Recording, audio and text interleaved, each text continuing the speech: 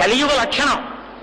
ఆదివరాహస్వామి గుడి దగ్గర ఉన్న రావి చెట్టు కింద నించుని కుబేరుణ్ణి అడిగారు, ఎవరికీ తెలియకుండా జాగ్రత్తగా రహస్యంగా అప్పు చేసుకుని పెళ్లి చేసుకుంటున్నాడంటే పిల్లని ఇవ్వనేమోరని అడిగితే ఆయన అన్నాడు, ఏమనుకోకండి, మీరు శ్రీ మహావిష్ణువే, కానీ యుగ లక్షణం ఒకటి ఉంది కదూ కలియుగం, మీరు ఏమనుకోకుండా ఓ కాగితం రాసి ఇవ్వండి అన్నారు. ఆదివరాహస్వామి దేవస్థానం పీఠం కింద ఉందా రాగిరేకు, దాని మీద రాసిచ్చారు.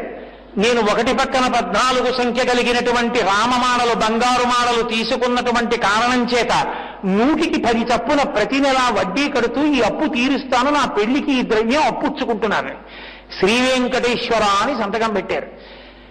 చూస్తున్నాడు అలా కుబేరుడు. ఏమి ఇవ్వమే అన్నారు.